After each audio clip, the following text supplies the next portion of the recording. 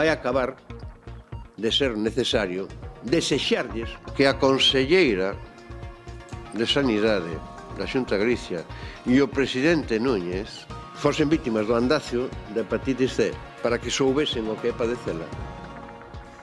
Contundentes manifestaciones del líder de AGE, solo así, dice, podrían entender la situación que atraviesan los enfermos. Beiras acusa al gobierno gallego de dejar morir a la gente por no facilitar el acceso a los nuevos medicamentos. La plataforma de afectados denuncia hoy que el Sergas habría perdido los expedientes de hasta 8 personas que solicitaron los fármacos de nueva generación. Un alto cargo de la Consellería se lo reconoció por escrito a un paciente. ¿Qué tal? Buenas noches. La ronda de reuniones con las distintas formaciones políticas ha terminado a la espera de que el presidente les dé una respuesta a su solicitud. Los afectados le pidieron un encuentro el pasado 22 de diciembre. Esperando, pero por un tratamiento, están Maika y José Antonio. En el camino de ambos se cruzó la hepatitis C. No quieren criterios técnicos, sino simplemente humanos. Si nos diera la medicación, aunque fuesen uno para mí, para la mujer, aunque fuesen solamente para uno, yo prefiero que me vea a ella morir a mí que yo no a ella, porque yo no lo soportaría. Es que me emociona. No hay que llegar a esos casos, es que es terrible. Tú no puedes elegir. En paro los dos y con 3 hijos a su cargo. Ante el continuo retraso de las ayudas y después de haber pasado ya por un desahucio, Beatriz no se lo pensó 2 veces. Denunció al Concello por la tardanza. Esta mañana se celebraba el juicio en Vigo. En 20 días conocerá la sentencia. Ella insiste en que solo quiere recibir unas ayudas que ya le han sido concedidas, que ya están aprobadas, porque ser pobre, asegura, no es incompatible con exigir sus derechos. Los servicios sociales, sobre todo, respetan a las personas y el procedimiento. No solo a mí, sino a todas las personas que nos vemos obligadas a acudir a los servicios sociales. Y aunque tengas que pedir la justicia gratuita, que denuncies, que no se callen. Somos personas. Fue la primera fusión de municipios en Galicia en 40 años, pero desde junio de 2013, cuando se materializó la unión de Oza y Cesuras, llevan esperando por unas ayudas estatales que no llegan. Ahora la protesta se hace visible con carteles esparcidos por todo el municipio. Piden que Montoro no los castigue por ser los alumnos aventajados, porque ellos aseguran no tienen la culpa de que la ley que establece incentivos a los concellos fusionados haya llegado después de su matrimonio. Fomento quiere sacar a los camiones de las carreteras nacionales. Cuando haya una autopista de pago con un trayecto equivalente, los obligará a coger la vía no gratuita. A cambio, les abonará el 50% del peaje. La gente que vive por aquí es imposible dormir de noche, hay muchísimo tráfico de camiones. Pues mal, porque la gente tiene derecho a circular por la carretera como todo el mundo. Tal como está ya la carestía del combustible y si se ven obligados a coger peajes. Hay más atascos y más posibilidad de accidentes. Precisamente evitar la siniestralidad es el principal objetivo del Gobierno, que busca reducir la cifra de accidentes, pero también la de atascos en muchas localidades atravesadas por carreteras nacionales. El plan, que costará unos 10 millones, incluye controles a los camiones que sigan circulando por vías convencionales. La DGT trabaja también en radares específicos que distinguen turismos de vehículos pesados. Sexta jornada del juicio por el robo del códice. Las declaraciones de los testigos ponen en evidencia una vez más las deficiencias que presentaba la catedral en materia de seguridad.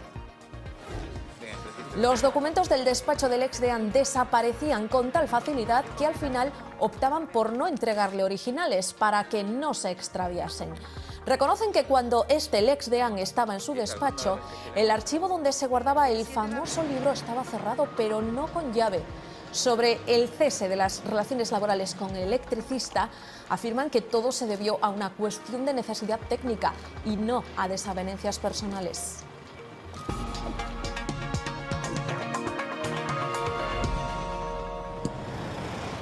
La situación de las urgencias ha llegado a los tribunales. Comisiones Obreras ha llevado el colapso en los hospitales de Vigo a la Fiscalía.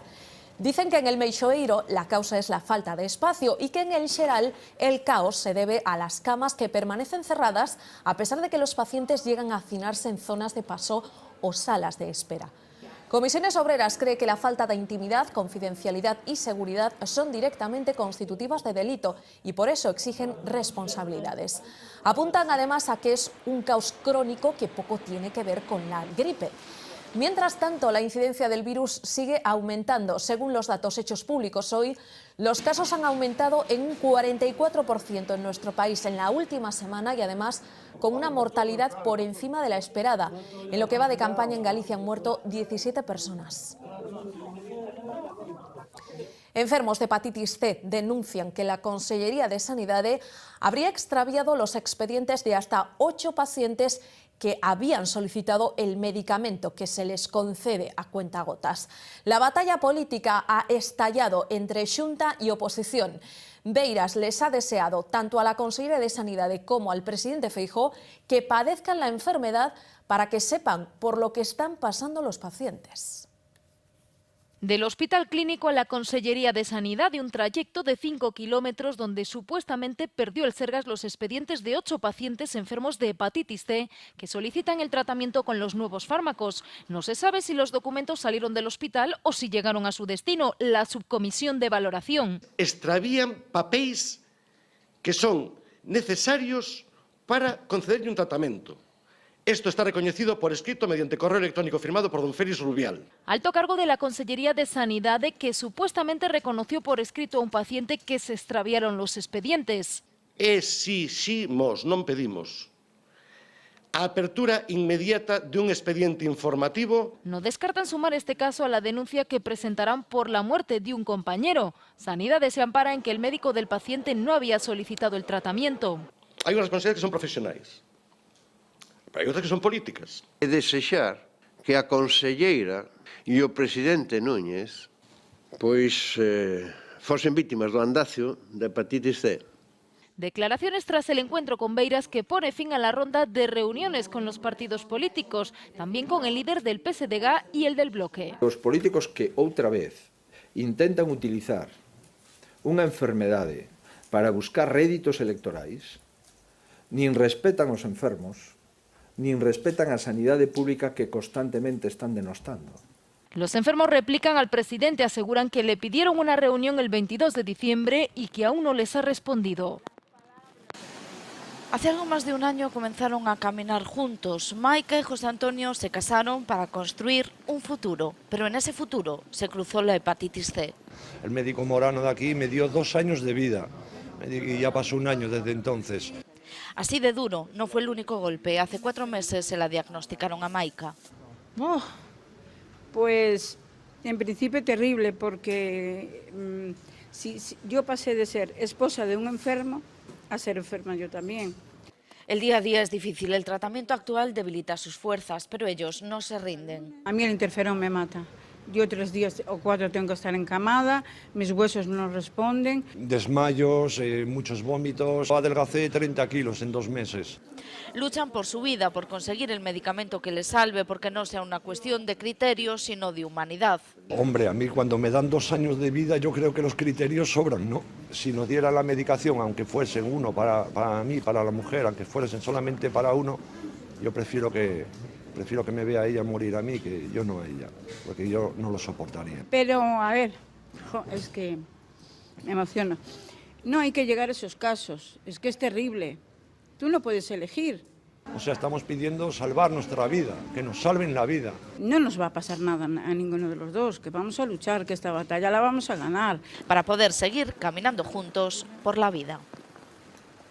Novedades sanitarias que hoy pasan también por el adelanto de la vacuna contra el papiloma humano de los 14 años actuales a los 12. El cambio entrará en vigor a partir del 1 de enero de 2016.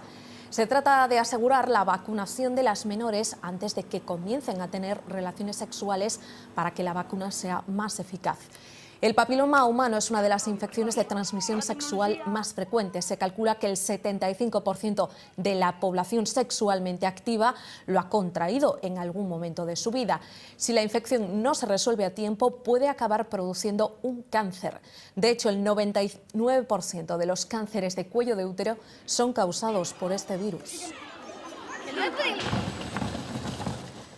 Hoy se ha celebrado en Vigo el juicio contra el concello por supuestas irregularidades en la concesión de ayudas de emergencia municipal.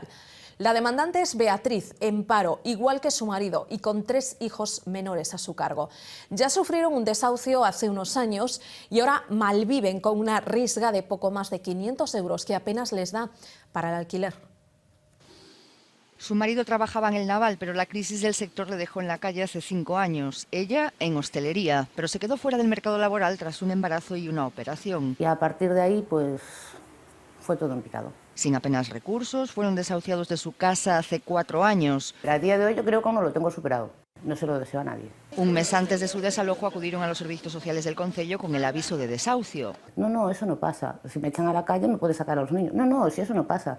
Pero sí pasa. Yo me vi en la calle con 3 niños. 15 días más o menos, durmiendo en el salón de un familiar. Desde entonces, Beatriz es solicitante habitual de las ayudas municipales, aunque no es la primera vez que se encuentra con un muro. Tienes familia, que te ayude tu familia y búscate la vida. Yo soy un caso conflictivo, más que nada porque voy reclamando mis derechos. Ahora ha decidido denunciar al no hacerse efectivas 2 ayudas para el alquiler y los suministros que en principio habían sido aprobadas. Sin respetar el procedimiento, sin motivar la resolución e infracción de las normas aplicables. Pero la cantidad que reclama, unos 500 euros, apenas le resuelve. Por eso no entiende que el alcalde presuma de tener las mejores políticas sociales del país. Se nos puede llenar la boca, pero tiene que pensar una cosa. No comemos durante 3 meses. Todo el año tenemos que pagar una vivienda. Y en Vigo no hay viviendas sociales. Al parecer el caso de Beatriz es común a la mayoría de los solicitantes por el colapso del departamento, por eso espera que cunda su ejemplo. Y que denuncien, que es muy fácil decir, búscate la vida, aquí nadie sufre cortes de luz, cuando sí sufrimos cortes de luz. Es un problema que tiene el Departamento de Bienestar Social en general. Se espera que el juez dicte sentencia en unos 20 días. La Fiscalía ha llamado a declarar a varios testigos por el caso de los presuntos enchufes en el concello de Vigo y en concesionarias municipales. El Ministerio Público también ha pedido documentación oficial y concreta sobre esos supuestos casos. La plataforma ciudadana Xuntos, que fue quien presentó la denuncia, asegura que el ayuntamiento despidió a varios trabajadores para poner en su lugar a otros a dedo. Entre las incorporaciones figuraría una cuñada de la teniente de alcalde, Carmela Silva, y de otros allegados de concejales y cargos del PSOE en la ciudad olívica. Se trata de verificar si Abel Caballero habría amparado esas prácticas directamente o a través de terceros con el fin de lograr más apoyos. Nosotros nos sospechamos muy mucho que no pasará por Fiscalía antes de las elecciones municipales. Consideramos que este caso está abierto porque no queda más remedio que esté abierto, porque hay indicios y pruebas suficientes, consistentes y muy sólidas, y sería un escándalo archivarlo. ¿Cómo valora la investigación que está llevando a cabo la Fiscalía por presuntos casos de enchufismo en el concello? ¿Alguna otra pregunta? Sí. ¿Le preocupa? ¿Alguna otra pregunta? Non teño información suficiente para poder pronunciarme, nin, por suposto, coñezo ninguna explicación do Concello de Vigo en relación con esa investigación. El PSOE dice que no está preocupado después de la dimisión de un concejal de Boqueixón para integrarse en una candidatura ciudadana. Besteiro lo considera un asunto puntual y descarta una oleada de bajas en el partido. Esta mañana se ha presentado la candidatura local que impulsaron los 2 concejales de la oposición que hay en la Corporación de Boqueixón, donde el PP tiene 9 de los 11 ediles. El hombre de gris es Perfecto Barcala, el ex concejal socialista, y el que lo acompaña, el concejal de Anova, Xavier Canaval. Barcala deja el PSOE porque entiende que desde la plataforma ciudadana defenderá mejor los intereses del municipio.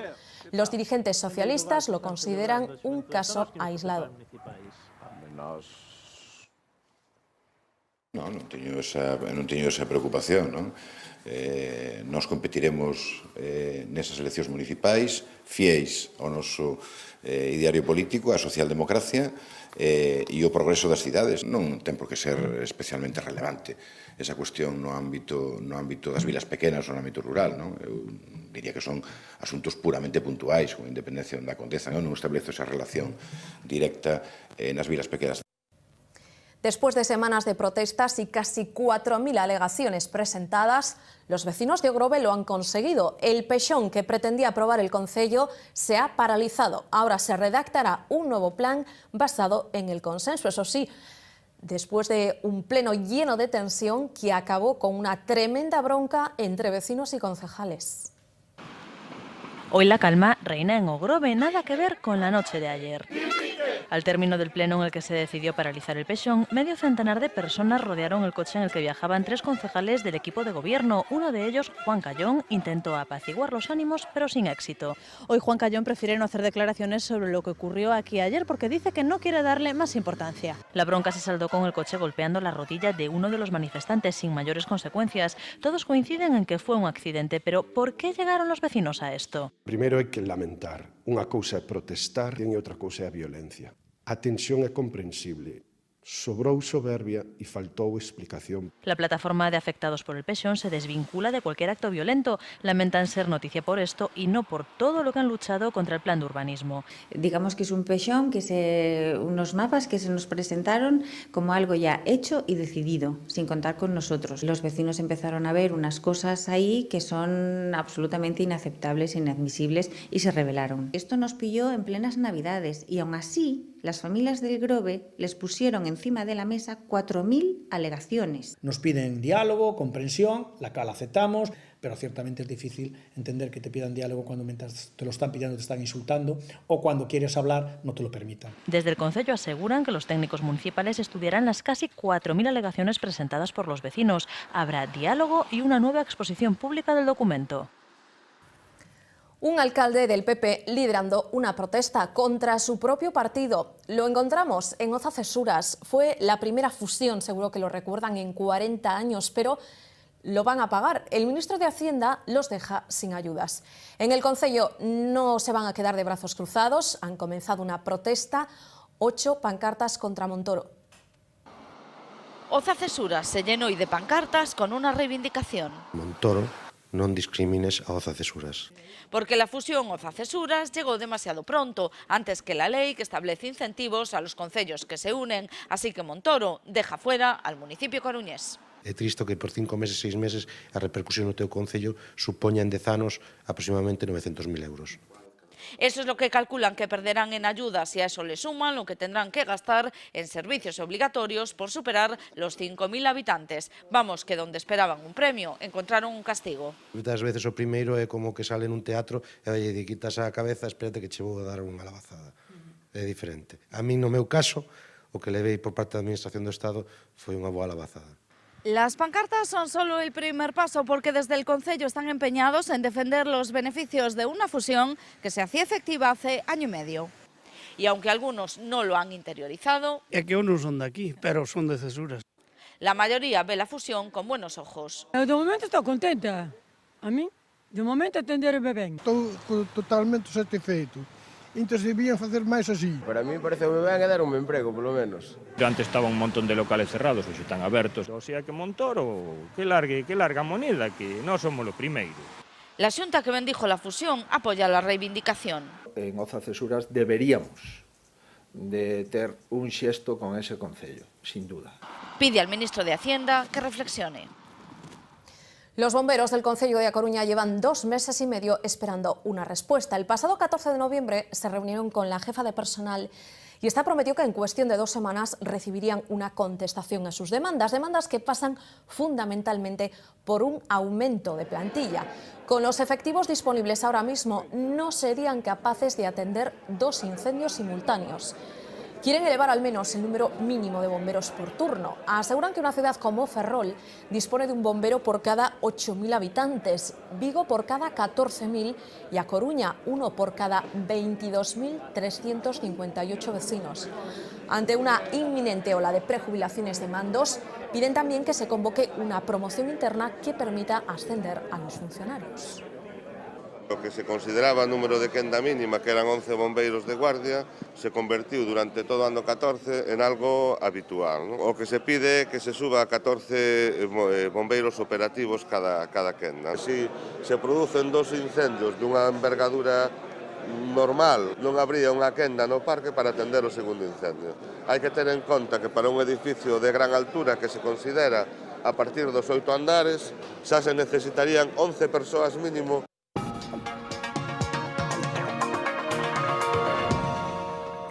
Lo importante no era la marca, lo importante era el lujo. Los ejecutivos de Caja Madrid conducían Audis, Mercedes y BMW del más alto nivel y en ocasiones llegaron a usar sus tarjetas de crédito para pagar los extras de esos coches. En 10 vehículos de leasing, la cúpula de la entidad financiera llegó a gastarse casi 1 millón de euros. Lujo a 4 ruedas, cargado también a las tarjetas Black. Los coches también entraban en las tarjetas Black de Caja Madrid. Algunos directivos utilizaron la Visa para pagar los extras de sus vehículos de lujo. Según publica hoy El Mundo, Mariano Pérez Claver, hombre de confianza de Miguel Blesa, pidió que se contabilizara el gasto de su Mercedes deportivo de esta manera. Prefiero que el exceso del coche, 21.800 euros según tu dato, lo deduzcas del límite de la tarjeta en lugar de la variable. Es decir, que no se lo descontaran de su retribución variable. Pérez Claver, expresidente de NH Hoteles, se embolsó 3,7 millones de Caja Madrid en la era Blesa. Con su tarjeta pagó una alfombra de 6.000 euros y los gastos de un entierro en Sevilla. Pero además tenía en leasing un coche que rondaba los 100.000 euros. No era el único con este gusto por los coches caros. El de Matías Amat, mano derecha de Blesa, tenía más de 18.000 euros en extras. En total, la Caja se gastó 1 millón de euros en el leasing de 10 coches. El exsecretario de Estado de Hacienda, Estanislao Rodríguez Ponga, también tiró de tarjeta para pagar 20.000 euros en concesionarios de Volvo y Chrysler. Todos tenían su tarjeta Black con la bendición presidencial. Ahora también, como su exjefe, tendrán que dar explicaciones en los tribunales. El cadáver del soldado Francisco Javier Soria, fallecido ayer en Líbano, ya está en territorio español. Su cuerpo ha llegado a bordo de un avión del Ejército del Aire. Desde la base de Morón de la Frontera, en Sevilla, ha sido trasladado en helicóptero al aeropuerto de Córdoba, donde ha sido recibido por sus familiares y por el ministro de Defensa, Pedro Morenés. El funeral se celebrará mañana viernes en Cerro Muriano, donde estaba destinado. Será condecorado a título póstumo con la Cruz al Mérito Militar con distintivo rojo. El Gobierno, a través de su titular de Exteriores, ha dicho hoy que parece probado que el soldado murió por fuego israelí. 30 granadas cayeron en la zona de demarcación donde se encontraban los cascos azules desplegados por la ONU. El Gobierno quiere carreteras sin camiones. El Ministerio de Fomento quiere forzar a los vehículos pesados a que circulen por las autopistas de peaje. A cambio, les subvencionará con el 50% de ese peaje. La medida comenzará a aplicarse a partir del segundo trimestre del año. Desde ese momento, a los tráilers podrían quedarles vetados más de 1.300 kilómetros de carreteras nacionales de un solo carril, aquellas donde hay una alternativa en forma de autopista. Se trata de evitar problemas de tráfico y de ganar en seguridad. El año pasado murieron 116 personas conduciendo un camión o una furgoneta. La medida le costará al Ejecutivo 10 millones de euros. Todavía está sin negociar con los transportistas, pero las empresas del sector avisan de que eso supondrá un incremento de los precios del transporte por carretera. En aquellos puntos donde tenemos un tráfico intenso de camiones y donde existe una carretera nacional y paralelamente una autopista, ya lo hemos hecho en Cataluña con un resultado excelente en la A2 y ahora lo estamos intentando hacer, lo vamos a hacer en otros puntos de España.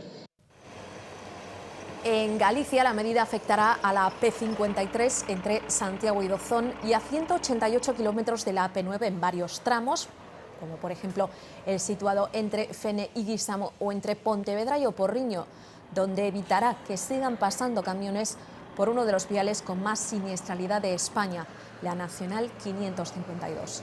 Otras medidas que baraja Fomento son instalar radares específicos que distingan entre turismos y camiones y también realizar controles aleatorios en carretera a los camiones que no usen la autopista.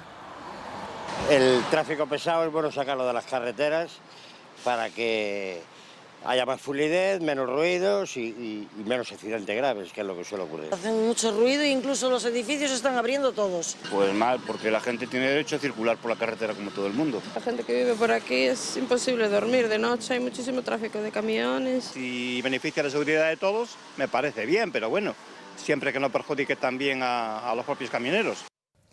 Nueva jornada, la sexta ya del juicio por el robo del códice. Han declarado 4 testigos y parece ser que no pasó desapercibido el hecho de que faltasen tantos documentos oficiales de la catedral. Tanto que habían dejado de entregarle papeles originales al ex deán para evitar que se extraviasen.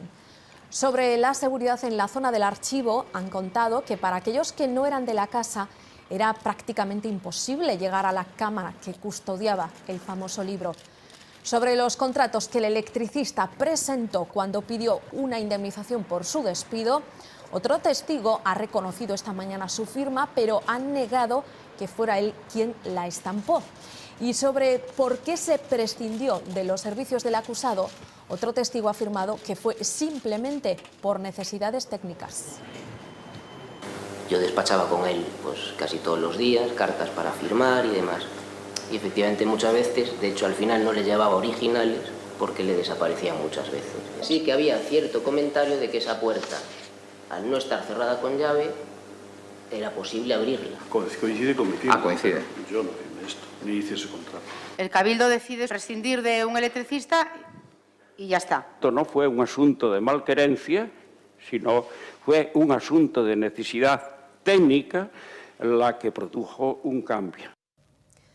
Finalmente, Raquel Gago, la policía local encarcelada por la muerte de la que fuera presidenta de la Diputación de León, ha sido puesta en libertad bajo fianza. Después de abonar 10.000 euros, ha abandonado el centro penitenciario. Ayer, ante el juez, volvió a insistir en su inocencia, diciendo que habían pasado muchas horas desde el momento del crimen hasta que se encontró el arma homicida en su coche. Ella asegura que vio la pistola y que cuando se dio cuenta lo primero que hizo fue llamar a la policía. Gago permanecía en prisión desde el pasado 16 de mayo. En la cárcel siguen Triana Martínez, amiga suya, y la madre de esta, las supuestas autoras de los disparos que acabaron con la vida de Isabel Carrasco cuando ésta se dirigía a la sede del Partido Popular. Se lo adelantábamos ayer, que el día de hoy en lo meteorológico nos iba a traer de todo menos calma, y así ha sido. El temporal se ha traducido en una lucha cuerpo a cuerpo del humano contra el viento, con el paraguas como protagonista. Los vientos han soplado con mucha fuerza en el litoral. En toda la comunidad han lucido cielos grises y ha habido lluvias generalizadas. Sin excepción, el sol ha brillado esta vez por su ausencia. La profunda borrasca situada en el Mar del Norte ha dejado esta tarde a los barcos en puerto. Las costas de A Coruña y Lugo han estado en alerta naranja por olas de más de 5 metros. Ha sido amarilla en Pontevedra por olas de entre 4 y 5 metros. Mañana más avisos, nos lo va a contar enseguida Xavier Fonseca. No tengo problema, yo me abrigo, me pongo mi gorro y nada. Del paraguas ya vemos que prestige. No, yo nunca. Yo nunca llevo paraguas. Bueno, pues está un poco revuelto, pero lo vamos a hacer. El aire. ¿Por qué? Porque no te dejan ni abrir un paraguas, ni sabes por dónde vas, igual te cae una cosa en la cabeza, o sea que muchos inconvenientes. Te digo una cosa, me acuerdo siempre cuando hace ese viento del padre de Picasso, dejó de vivir en La Coruña por el viento. Mans de Ferro recoge el trabajo de una profesión donde fuego y metal son los ingredientes fundamentales, de una muestra que pone en evidencia el declive que ha sufrido el oficio, pero también las oportunidades que supone para las generaciones del futuro. La exposición que acoge la Capela de Santa María en Lugo está dedicada a los ferreiros de la provincia. 31 pares de manos que han dado forma a las 150 piezas que aquí se reúnen. El más veterano de esos ferreiros tiene ahora 93 años, el más joven 32. La viva muestra de por dónde van ahora los tiros en este trabajo más orientado a la elaboración de elementos decorativos, y junto a la savia nueva, lo más antiguo, cuchillos, navajas o instrumentos de labranza que vendían a los agricultores de la vecina Castilla y León para segar el trigo. Hasta 4.000 unidades salían entonces para la comunidad castellano-leonesa. Eu aprendín porque meu pai foi ferreiro. Eu a vir para aquí moitos días, estar aquí con el, pois fun collendo xa, collendo o rimbo, copiando dos traballos que facía el e fun aprendendo. Eu empecé, viña para aquí cando antes de ir a Mile, cando tiña sobre 17, 18 anos. Y el Museo Nacional de Ciencia y Tecnología de A Coruña les propone desde hoy un reto: descubrir el enigma de un mosaico, un código QR compuesto por 81 cubos de Rubik. La pieza es obra de un campeón mundial en esta disciplina, Ernesto Fernández. Para descubrir el misterio solo hay que leer ese código con un dispositivo móvil y a partir de ahí acceder a la web del museo, donde les van a explicar paso a paso la prueba. Todos los acertantes entrarán en el sorteo de un premio, pero además de la recompensa material, que también importa, la iniciativa pretende acercar a los ciudadanos la ciencia, la tecnología y el arte a través de uno de los juguetes más vendidos del mundo.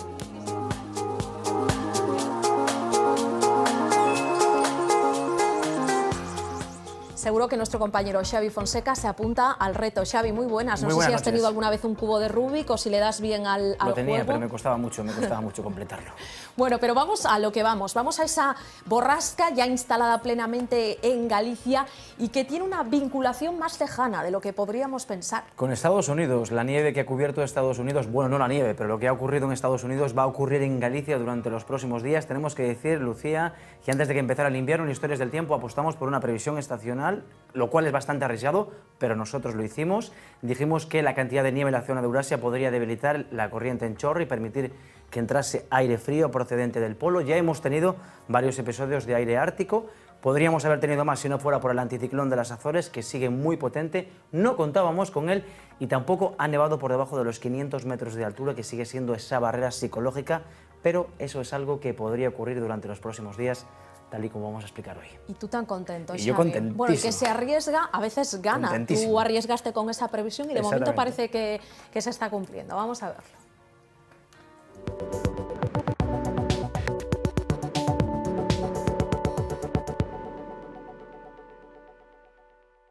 Empecemos por comentar que este invierno está siendo muy diferente al que sufrimos el pasado año. En 2014, la corriente en chorro que separa el aire frío del polo del aire cálido subtropical circulaba muy zonal con borrascas explosivas que afectaban a Galicia con mucho viento, lluvia y grandes olas. Faláramos dun efecto que provoca a cantidad de neve que hai en Siberia, que deforma a circulación no hemisferio norte e que eso pois, traería como consecuencia a entrada de masas de aire ártico de xeito ocasional, lóxicamente, non continuo. Isto si está sucedendo. Sucedeu de feito entre Navidad e Ano Novo, xa, o que pasa que era unha masa de aire bastante seca e, polo tanto, non houve precipitación, non houve neve, pero se vemos, se ampliamos un pouco máis o foco de Galicia, que, ao fin e ao cabo, dentro do hemisferio norte, un territorio moi pequeno, o resto do hemisferio, incluso a Península Ibérica, si vemos que está nevando bastante máis que o ano pasado, si vemos que a neve e o frío está sendo moito máis protagonista. Esta fin de semana, pois temos unha oportunidade de que en Galicia se cumpla ese pronóstico de que poida nevar por debaixo dos 500 metros. Y es posible porque el jet stream va a moverse con grandes meandros que enviarán el aire frío polar hacia nuestra comunidad, como se puede apreciar en el mapa. Sí, exactamente. Vemos unha primeira rama que vai descendendo dende o polo pola costa leste dos Estados Unidos e que explica pois, todos os episodios de nevada que están tendo neste inverno na costa leste dos Estados Unidos, pero como fai grandes meandros, dalle tempo a subir no medio do Atlántico e a volver a baixar na zona de Europa Occidental. En esa baixada é a que nos vai a traer a nós durante a xornada do sábado esa masa de aire moi frío, unha masa de aire húmida con inestabilidade que vai a deixar precipitacións e a medida que a masa de aire vai entrando pois irá baixando a cota de neve. Otro mapa que refleja la intensidad de la entrada de aire ártico es este otro que muestra la temperatura a unos 1500 metros de altura. E o que vemos aí claramente pois é esa entrada en cores verdes de aire que procede das zonas polares, ese aire moi frío que efectivamente vai a medir toda a Península Ibérica e que vai a deixar imaxes de neve pois en moitos lugares e en particular en Galicia neses 500 metros polo menos durante a noite do sábado. En definitiva, este fin de semana la nieve hará acto de presencia en zonas de Galicia donde no solemos verla. Pois, dende logo, puntos de interior de Coruña, puntos de interior de Pontevedra. Cando falamos de cota de neve, falamos de altura, por riba da cal a neve vai a callar no chan, incluso algún copo se pode ver pois entre 200 e 500 metros. E, bueno, para ir a ver a neve no chan, pois hai que coller un mapa topográfico, buscar alturas superiores aos 500, non un pequeno pico de 500, sino unha zona na que, bueno, pois xa esa superficie, digamos, de 500, pero, vamos, estamos na Coruña, collemos a autovía 6, pois antes de ser da provincia veremos, en Santiago os que vayan a Dozón verán neve bastante antes de chegar a Dozón, e, bueno, pois os de Vigo se van a Cañiza tamén terán neve, que decir das provincias de Lugo e Ourense que estarán prácticamente todas elas invadidas pola neve. Pero mucho ojo al domingo, si tienen pensado salir a contemplar y a sentir la nieve, consulten antes la predicción, porque aunque la cota irá subiendo, durante las primeras horas esperamos precipitaciones que podrían complicar bastante la circulación en las carreteras. Así que disfrutar sí, pero con precaución.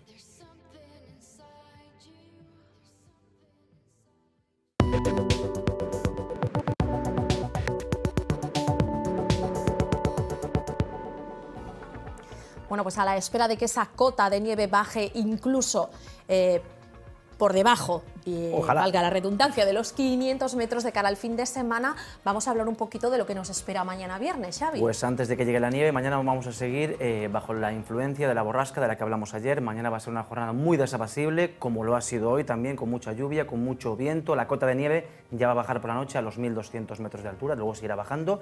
Y por último decir que habrá que tener mucha precaución en el mar, porque hay aviso de color naranja.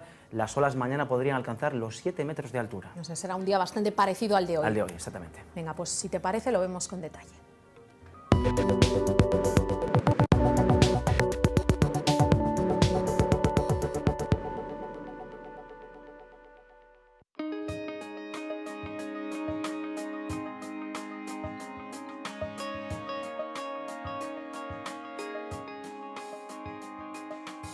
Este viernes nos esperan cambios significativos, ya que Galicia seguirá con vientos intensos de componente oeste que aportarán nubes y lluvias.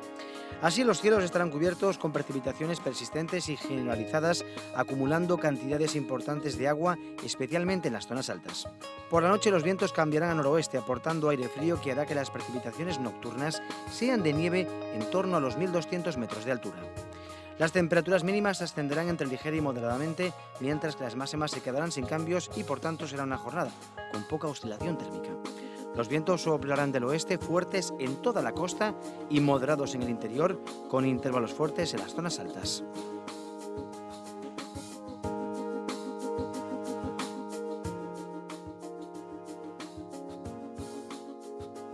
El sábado el tiempo en Galicia vendrá marcado por la entrada de aire frío que provocará un progresivo descenso de las temperaturas con el avance del día. Los cielos estarán parcialmente cubiertos con chubascos generalizados, localmente acompañados de granizo y también de tormentas. La cota de nieve se va a situar en torno a los 700 metros durante la mañana e irá descendiendo hasta los 500 metros por la noche. Las temperaturas descenderán moderadamente con sensación de frío intenso durante el día. Los vientos soplarán del noroeste, fuertes en toda la costa y moderados en el interior. Y el domingo aún persistirá el aire frío sobre Galicia y por tanto no se esperan cambios significativos en la situación meteorológica. Los cielos estarán parcialmente cubiertos con chubascos que serán de nieve en cotas en torno a los 700 metros de altura. Las temperaturas experimentarán otro ligero descenso, con formación de heladas en las comarcas del interior. Los vientos soplarán moderados del noroeste con intervalos fuertes durante las primeras horas del día. Tiempo ahora para comprobar el estado de la mar que espera este viernes y ojo porque sigue ese aviso de color naranja en toda la costa por fuerte oleaje. En las Rías Baixas soplará viento del oeste con fuerza de 5 a 7, fuerte marejada mar gruesa con mala visibilidad y con mar de fondo del noroeste con olas de 5 a 7 metros. En la Costa da Morte viento del oeste con fuerza de 6 a 7, mar muy gruesa, mala visibilidad y mar de fondo del noroeste con olas también que podrían alcanzar los 7 metros de altura.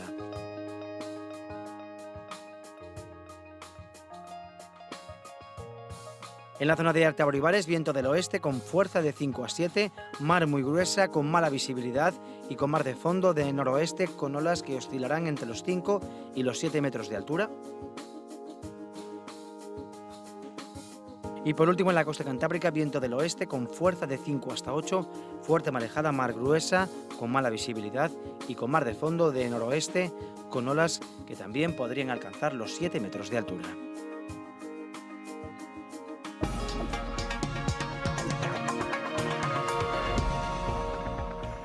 9:36, nos vamos ya corriendo al plato de Vía V para ver qué menú nos tienen preparado para esta noche. Muy buenas, Fernanda. Hola, Lucía, muy buenas noches. Bueno, pues un menú muy especial el de hoy. Dos entrevistas importantes. Vamos a arrancar enseguida a las 10 de la noche con una persona que yo creo que nos va a dar muchas claves de qué está pasando con este mercado laboral que ha expulsado a tantísima gente del mismo. Se llama António Monteiro, fue secretario de Estado en Portugal y tiene mucho conocimiento sobre lo que se llama derecho del trabajo comparado, así que podemos entrar a fondo con él sobre qué está sucediendo prácticamente en toda Europa con esto del paro, del empleo y del desempleo. Perdón. A continuación, otra persona importante, Fernando González Lache, expresidente de la Xunta de Galicia. Acaban de presentar ese diagnóstico de qué hay que hacer en Galicia para que salga definitivamente de la crisis, pero también se cumplen 25 años desde que dejó de ser presidente de este país.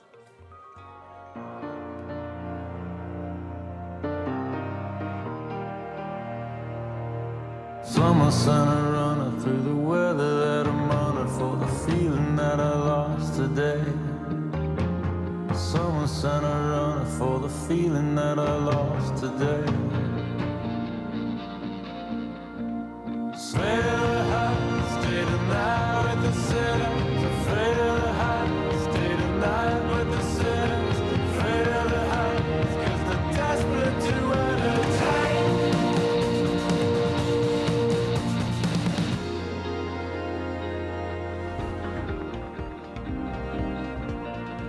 A partir de las 10 de la noche, como cada día, Vía V. Hacemos un alto en el camino. A la vuelta hablamos de seguridad.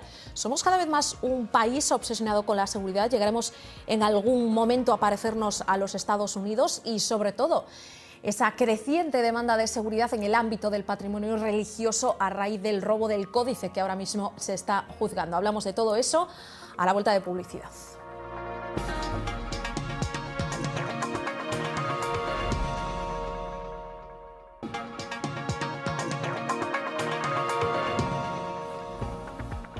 Hoy asistíamos a esa sexta jornada del juicio por el robo del códice, un episodio que puso en tela de juicio la seguridad que tenía o no, en este caso, el templo compostelano. Esta noche nos acompaña María Delgado Quintás, socia de Protectury y jefa de estudios de CESESP. María, muy buenas noches. Hola, buenas noches. Cuéntanos primero qué es eso de Protectury, porque a mucha gente a lo mejor le suena a chino, pero vosotros os ocupáis, entre otras cosas, de proteger nuestro patrimonio, que no es cosa menuda, precisamente. Pues no. Protectury es una asociación para la protección del patrimonio histórico, para la seguridad, y se constituyó hace unos años entre 4 amigos que eran directores de seguridad, se dedicaban al mundo de la seguridad, ¿no? Este mundillo loco. Decidieron que no había ninguna normativa, no había ninguna formación, no había ninguna medidas de protección de cara al patrimonio histórico. Es importante ver que el patrimonio histórico, el patrimonio cultural, es la identidad de una nación, ¿no? Si eso no lo conservamos como debemos, algo estamos haciendo mal. Y eso es lo que es Protectury, es esa asociación que denuncia, que fomenta, que protege, que previene la situación de expolio, de desinterés, de grandes catástrofes que atacan el patrimonio histórico, pues es esa asociación, la Asociación para la Protección del Patrimonio Histórico. Supongo que esa ausencia de normas de la que me hablas sigue estando vigente, que no hay todavía nada, ninguna norma que obligue a contar con determinados parámetros de seguridad, pues por ejemplo en la Catedral de Santiago, sin ir más lejos. Es un tema muy difícil de tratar, la Catedral de Santiago, porque el delito de hurto del Códice Calixtino ha tenido un gran impacto social, pero porque se ha realizado de la manera que se ha realizado, ¿no? Todo el mundo lo ha visto. Pero es que hurtos y robos como el del Códice se llevan a cabo todos los días en distintos lugares de España, de Galicia, del mundo, y no se denuncian, ¿no? Y es muy triste porque realmente no hay una norma, no hay una legislación que regularice un poquito cuáles son las medidas de seguridad que debe de tener pues, un bien patrimonial como es la Catedral de Santiago de Compostela. En la Catedral de Santiago de Compostela no hay un departamento de seguridad que tenga al frente un director de seguridad que pueda anticiparse a través de un modelo de medidas de protección, de medidas de prevención, de medidas de seguridad para que estas cosas no ocurran. En este caso, el delito, o sea, el hurto del códice se llevó a cabo por este señor, pero es que pudo haberse cometido por cualquier otra persona. No había ninguna barrera, no había nada, nada que te frenase, ¿no? Es más, había incluso circuito cerrado de televisión o videocámaras que en aquel momento creo que no funcionaban. Creo que está demostrado públicamente en las imágenes cómo se entra, ¿no? No había un control de accesos, no había un control de llaves, no, nada. No Hablaba había... hoy incluso uno de los testigos en el juicio de que cuando estaba el ex deán por allí, la puerta que daba acceso a la sala donde estaban, pues eso, guardado el códice, estaba cerrada pero no con llave, lo cual pues sorprende bastante. Claro, pero porque no hay esa normativa, no hay esas medidas de seguridad, ¿no? Llama mucho la atención, por ejemplo, hablamos de la Catedral de Santiago porque es un referente no a nivel nacional, es un referente a nivel internacional, no nos define a nosotros, a Galicia, la Catedral de Santiago, y sin embargo la estamos descuidando de una manera muy desconsiderada. Pero es que nos podemos referir también, por ejemplo, a la ermita de Avisen de Abarca en Musia, que sucedió hace muy poquito, un incendio que arrasó completamente con todo, y arrasó con todo porque no había ni siquiera detectores de incendios, no había sensores, no había extintores, con lo que el retardo de los bomberos se produce, es más de una hora que cuando llegan afecta a lo que es el patrimonio en sí, el edificio en sí, pero incluso también a los vecinos y a los propios miembros de las emergencias, ¿no? Porque no hay nada. Es llamativo que en otras comunidades, como es Castilla y León, han llegado a un acuerdo entre el Ministerio del Interior, la Comunidad Autónoma y la Iglesia para elaborar un plan de protección y de medidas de seguridad para 700 iglesias declaradas bienes culturales, ¿no? ¿Por qué no tomamos nota desde Galicia y hacemos esas cosas? Claro, decía el otro día, no hace mucho, el fiscal de Galicia, el fiscal superior de Galicia, que bueno, que sería un buen punto de partida empezar por hacer un inventario de los bienes a proteger que no existe en Galicia, por ejemplo.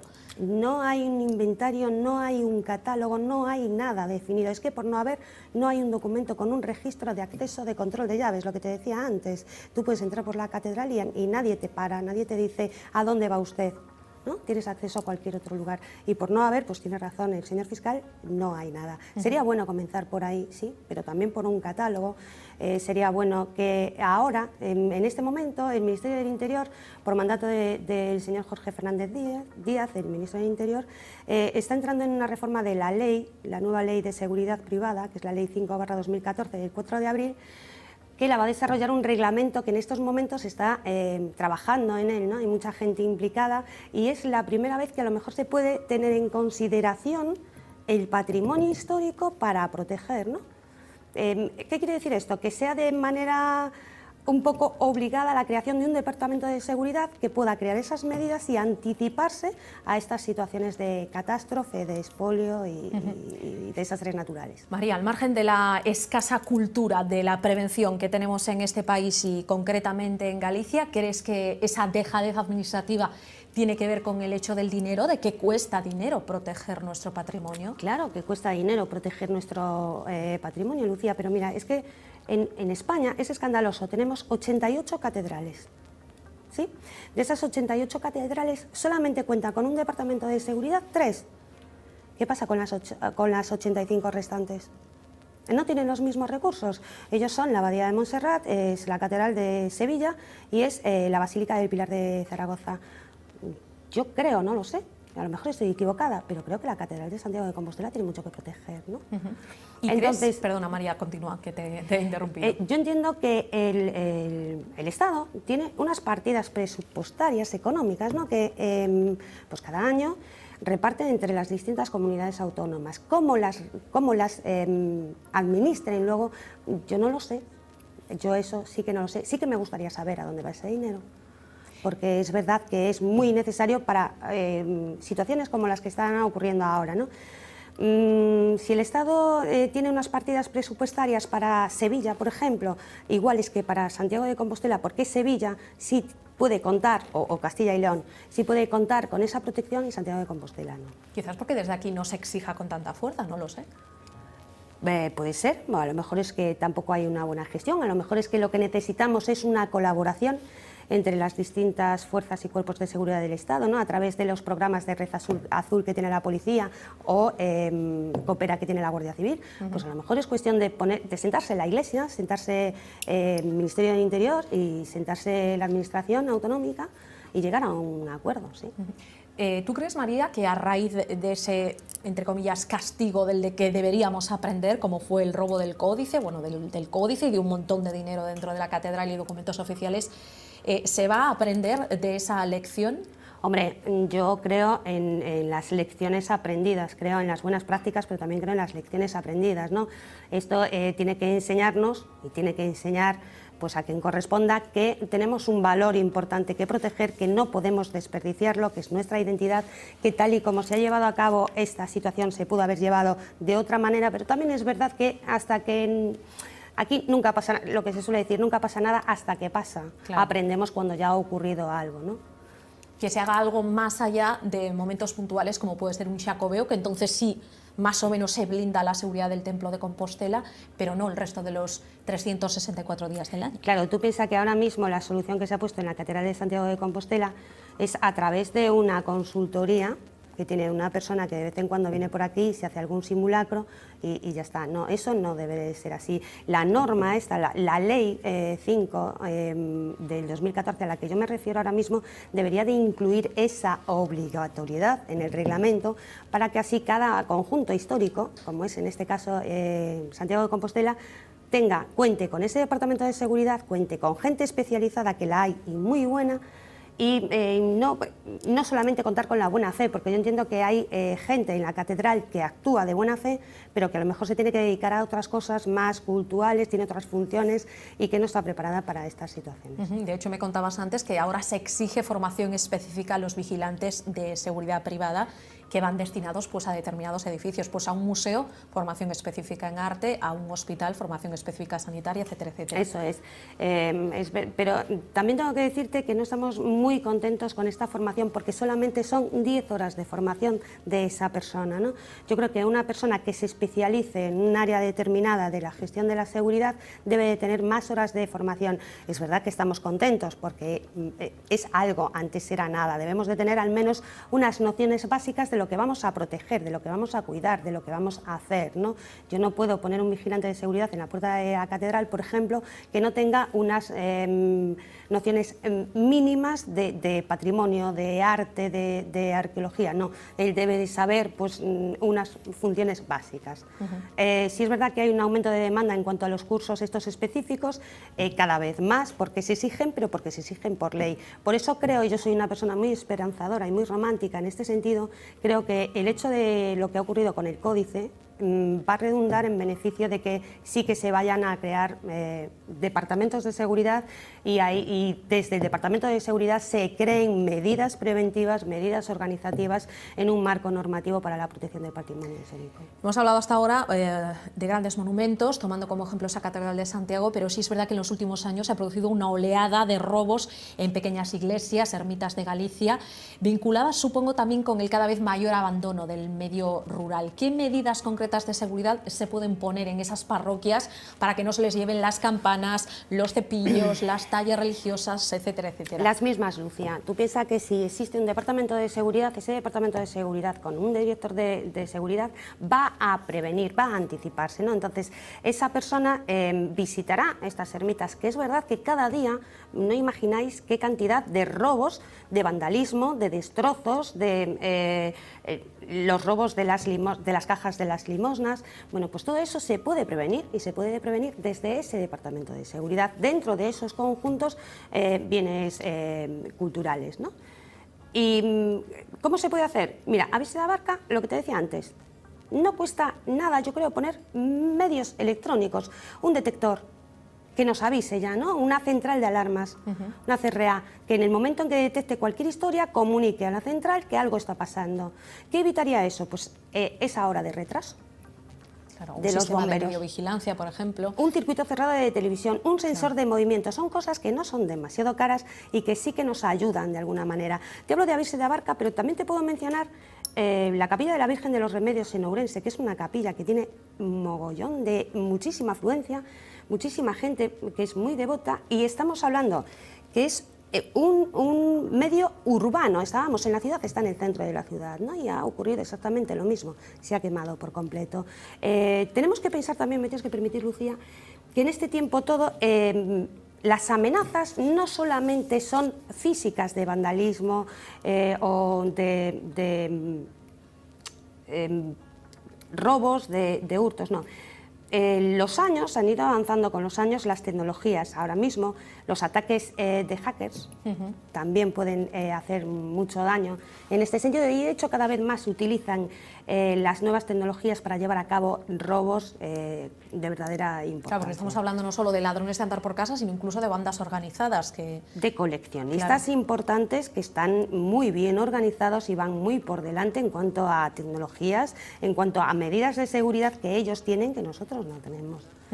María, no querría cerrar esta entrevista sin plantearte la cuestión que antes lanzaba a nuestros espectadores. ¿Crees que nuestra sociedad, no sé si llegaremos en algún momento al punto de los Estados Unidos, de tener en nuestras casas todos un arma para protegernos, pero estamos cada vez más obsesionados con la seguridad? Estamos obsesionados con la seguridad porque no hay cultura de seguridad.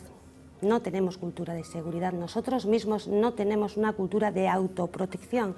Lo más importante en toda persona para luego poder proteger cualquier cosa es autoprotegerte tú, y desde ahí proteger cualquier situación, bien sea personas, bien sean edificios, cualquier cosa que tú tengas que proteger. Si tú tienes una cultura de autoprotección, luego lo vas a poder hacer bien. Entonces la sensación de inseguridad es importante por esa falta de cultura de seguridad.